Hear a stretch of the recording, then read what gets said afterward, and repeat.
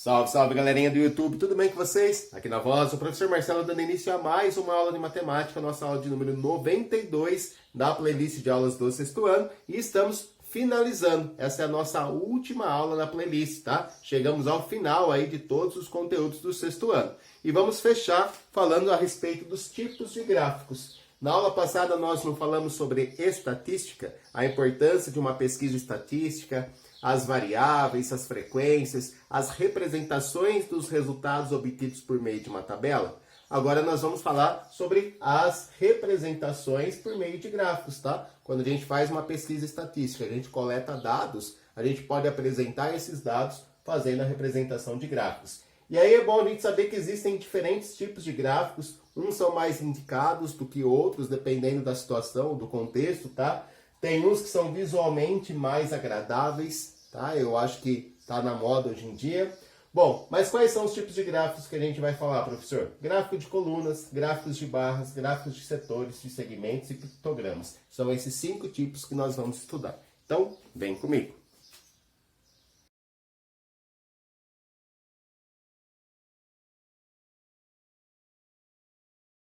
Assim como as tabelas, os gráficos desempenham um papel muito importante nas pesquisas estatísticas. Por quê? Porque eles ajudam a organizar os dados, facilitam a leitura, a visualização e inclusive a comparação, tá? Assim como na tabela também, os gráficos precisam de um título, precisam de dados, de uma fonte e algumas vezes de legenda, tá? Então um termo novo aí que vai aparecer, que é a legenda, que pode aparecer em vários tipos de gráfico. O primeiro gráfico que a gente vai estudar é o gráfico de colunas. Nesse gráfico de colunas, como o nome já diz, né, os dados ficam organizados através de colunas. Então a gente trabalha aqui com algumas colunas, certo? Colunas verticais.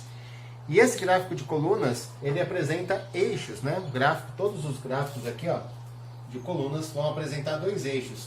No eixo vertical, a gente vai ter geralmente uma escala, né? Uma escala aqui numérica, pode ser de 1 em 1, de uma unidade em uma unidade, pode ser de 10 em 10, de 5 em 5. Então, geralmente tem uma escala numérica no eixo vertical. E no eixo horizontal, a gente vai ter as categorias, né? Aquilo que a gente vai estar pesquisando, as respostas da nossa variável. Bom, então não esqueça que sempre vai ter um título aqui, associando a variável da pesquisa estatística, né, com um gráfico. Tem que ter uma fonte também. E aqui estão os dados. Em alguns casos ocorre de ter uma legenda. Bom, lembra aquela atividade que nós fizemos na aula anterior, onde a professora fez uma pesquisa para saber o número de livros, jogos de tabuleiro e jogos eletrônicos que os alunos tinham? Sim, né? Eu tenho certeza que vocês lembram. Eles tinham 102 livros, tinham 60 jogos de tabuleiro e 72 jogos eletrônicos. Veja aquela tabela, aquela pesquisa da professora num gráfico de colunas.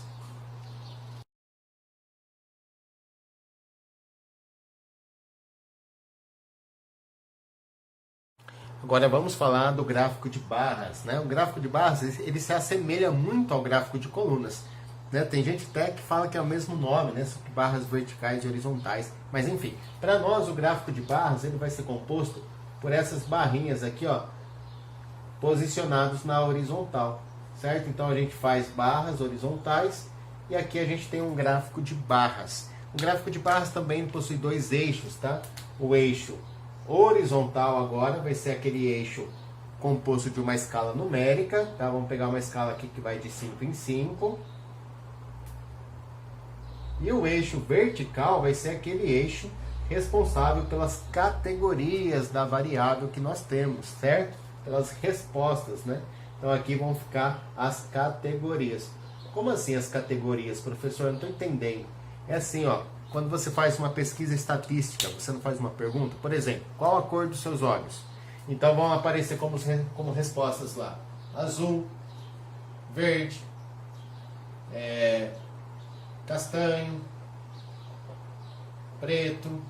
Então essas são as categorias, né? É aquilo que a gente chama de categorias, são as respostas da nossa variável. Bom, não esquecendo também que todo gráfico tem que ter um título, Então o gráfico de barras também tem um título. Tem que ter uma fonte, geralmente fica indicado aqui no finzinho, né? A fonte é quem fez esse gráfico, né? De onde vieram esses dados. E pode ser que tenha também uma legenda, né? Uma legenda assim de cores, onde a gente tem aqui os quadradinhos pintados, né? Com cores. Principalmente se for uma tabela de dupla entrada, né? Uma tabela de dupla entrada, geralmente vem acompanhada de uma legenda. Só tanto o gráfico de barras como o gráfico de colunas é muito fácil de fazer comparação nele. Por quê? Porque a coluna que tiver a maior altura, certo? Vai ser aquela categoria da variável que mais apareceu, né? A barra que tiver o maior comprimento vai ser aquela categoria que mais apareceu da variável, certo? Então aqui a gente consegue olhar e identifica rapidamente qual é a cor de olhos que as pessoas mais têm, né, nessa pesquisa estatística. É a verde, né? É só olhar o comprimento da barra e está pronto.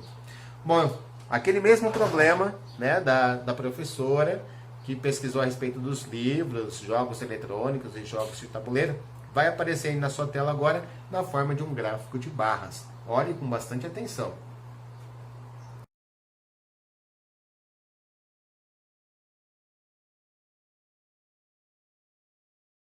O gráfico de setores, também conhecido como gráfico de pizza, né?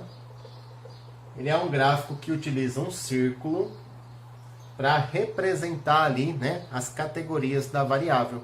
Então, ele é muito útil, né, muito usado quando a gente quer trabalhar uma relação de proporcionalidade entre essas categorias. O que é proporcionalidade? Uma coisa é ser o dobro da outra, o triplo da outra, né? Então, para a gente trabalhar com gráfico de setores, a gente precisa fazer uso de setores circulares, né? Setores do círculo. Por exemplo, aqui eu tenho um setor circular. E aí é importante eu saber o ângulo desse setor circular, porque o ângulo do setor circular tem tudo a ver com a frequência relativa. Lembra lá da porcentagem?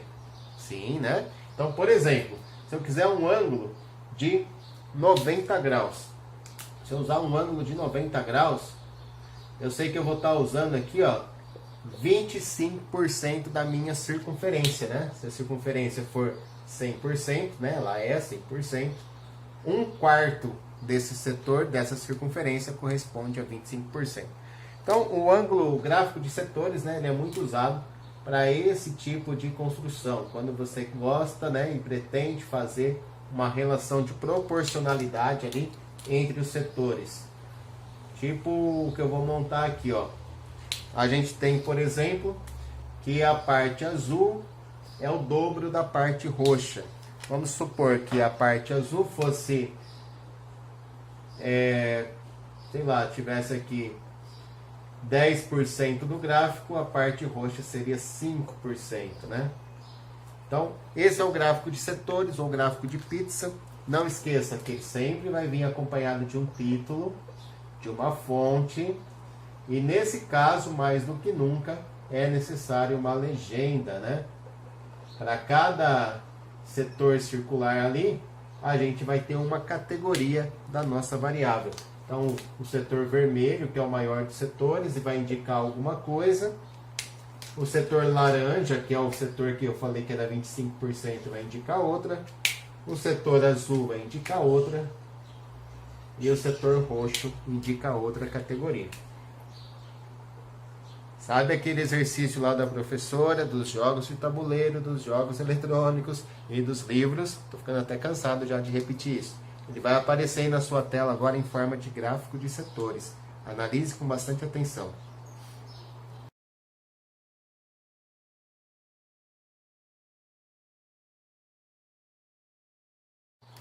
Um gráfico de linhas, também conhecido como gráfico de segmentos. O que consiste esse gráfico, né? É um gráfico que tem seus conceitos básicos aí no conceito de sistema de coordenadas cartesianas. Geralmente ele trabalha duas variáveis ao mesmo tempo. E aí uma das variáveis vai ficar no eixo vertical, né? Que é possivelmente uma variável numérica, né? Uma variável numérica, então aqui vou ter uma escala. E no eixo horizontal a gente tem uma variável categórica, né? Onde a gente tem aqui variáveis nominais ou ordinárias. Por exemplo, Vamos colocar aqui primeira hora do dia, segunda hora do dia, terceira hora do dia, quarta hora do dia, tá? E aqui a gente vai marcando as temperaturas no decorrer do tempo. Então a gente tem ali, ó, duas variáveis, né? Tempo e temperatura. Então no decorrer do tempo a gente foi marcando aqui, ó, a primeira hora do dia estava 20 graus Celsius, a segunda hora do dia estava 30, a terceira hora do dia estava 10, depois subiu para 20 de novo. Então, percebam que as variáveis, elas estão mudando de acordo com o passar do tempo, né? Enquanto o tempo está passando, a temperatura também está modificando. Então, esse gráfico de linhas ou de segmento, ele é muito usado para essa ideia de algo contínuo, né? Que com o decorrer do tempo vai sendo modificado. Aquele exemplo dos livros, jogos de tabuleiro e jogos eletrônicos não tem como ser representado em um gráfico de linhas, porque ali não está mudando no decorrer do tempo, né? Aqui a temperatura ela vai mudando, né? Então a gente consegue ver, ó, as elevações e as quedas, né, da temperatura. A gente percebe que da primeira para a segunda hora a temperatura aumenta, da segunda para a terceira diminui, depois aumenta de novo. Se eu colocar uma quinta hora aqui, pode aumentar de novo, tá? E assim por diante. Então a gente usa muito esse gráfico de linhas para esse tipo de comportamento, né? De duas variáveis. Com o passar do tempo, uma das variáveis vai mudando. Então a gente trabalha essa linha contínua aqui para mostrar, né, essas mudanças, as elevações e as quedas que aconteceram. Os gráficos de pesquisas com a intenção de votos, né, de um candidato, geralmente ele é trabalhado dessa maneira, né? Você tem lá no mês tal, qual era o percentual das intenções de voto do candidato, por exemplo, mês de junho, aí mês de julho, mês de agosto, mês de setembro, mês de outubro, tá? E a intenção de voto dos candidatos, ela vai ali transcorrendo, vai percorrendo uma linha, né? Uma linha ao longo do tempo. Tá? Vou colocar na sua tela exatamente isso, um exemplo onde você tem a intenção de votos para um candidato no síndico de um prédio. Tá? Analise ele com bastante atenção. Opa, estava esquecendo de falar. O gráfico de linhas também tem título, fonte, os dados dele, né? E se for necessário uma legenda.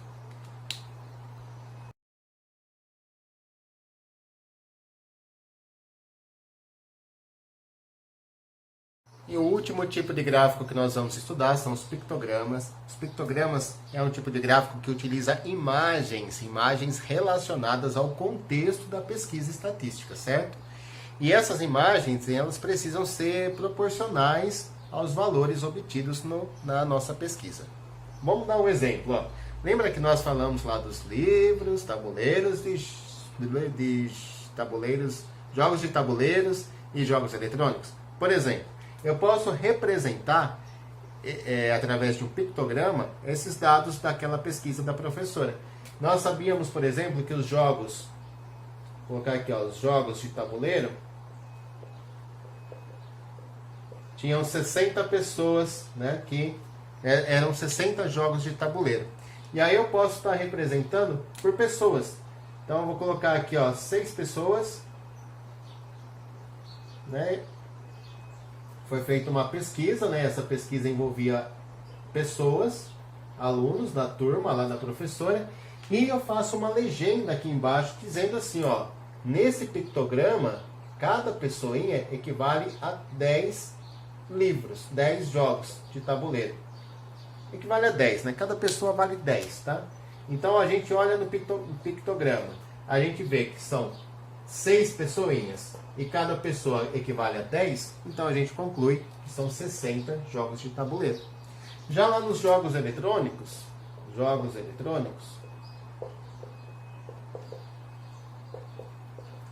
nós tínhamos lá que eram 72 pessoas, né? 72 jogos eletrônicos.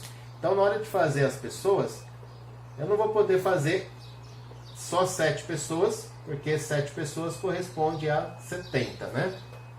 Não posso fazer 8 pessoas, porque 8 pessoas vão dar 80. Então eu teria que fazer o que para representar 72? A oitava pessoa que eu iria desenhar, porque aqui eu já desenhei 7, já daria 70. A oitava pessoa, eu vou fazer só uma parte dela. Mas só um pedacinho dela, entendeu? Fica assim, né? É como se fosse uma fração da outra pessoa. Vou dar um outro exemplo, ó. Eu quero falar a respeito do total de árvores derrubadas nesse ano. Sei lá, fizeram uma pesquisa e conseguiram fazer um levantamento do total de árvores derrubadas no ano. Então, se eu vou fazer um pictograma e o contexto da minha pesquisa é o número de árvores derrubadas, então eu posso fazer como legenda, né? Usar como legenda uma árvore. Sei lá, uma árvore corresponde a mil árvores. Né? O desenho de uma árvore corresponde a 1000 árvores. Aí eu fui lá, no mês de janeiro. Mês de janeiro vai aparecer assim, ó, o desenho de 2 árvores. Você conclui que no mês de janeiro foram derrubadas 2000 árvores. Mês de fevereiro. Bom, no mês de fevereiro tem 3 árvores. Então você conclui que no mês de fevereiro foram derrubadas 3.000 árvores. Chegou no mês de março. Olha só o mês de março. O mês de março vai estar assim, ó. Vou cortar aqui no meio e vou apagar. Pronto. O que a gente conclui aqui? Que são aproximadamente 2.500 árvores, né? 1.000, 2.000, mais metade da outra, então 2.500 árvores. Essa é a ideia de um pictograma, gente. Eu vou fazer uma pesquisa estatística que fala de futebol. Posso usar a bola de futebol como imagem, né? Para representar o meu gráfico. Vou falar das tartarugas marinhas, então eu uso como imagem uma tartaruga marinha. Ok? Deu para entender a ideia? Vou falar das casas, né? Vou falar de casas. As casas que a prefeitura vai construir aí, o novo prefeito vai construir. Então eu posso fazer como uso de imagem uma casa, tá? Sem sombra de dúvidas, pictograma é disparado aí o gráfico que mais circula nas redes sociais. Podem começar a observar, a hora que você vê um gráfico, começa a olhar com atenção e você vai perceber que os pictogramas são os que mais aparecem. Porque é uma leitura intuitiva, a pessoa gosta de olhar para imagens, né? Visualmente chama muito mais atenção. Gente, essa foi a nossa segunda aula da semana, espero que tenham gostado. Vou deixar a tarefa no final do vídeo, as respostas dos exercícios de tarefa também. E é isso aí, quinta-feira a gente tem live, qualquer dúvida deixa anotado na apostila, quinta-feira nós tentamos esclarecer essa dúvida. Um grande beijo, fiquem com Deus e até quinta-feira.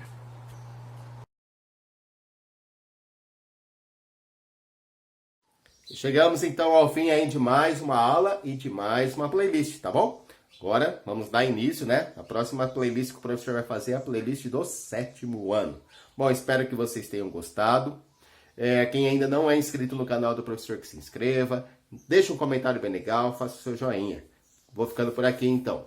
Um grande beijo a todos. Fiquem com Deus e até a próxima.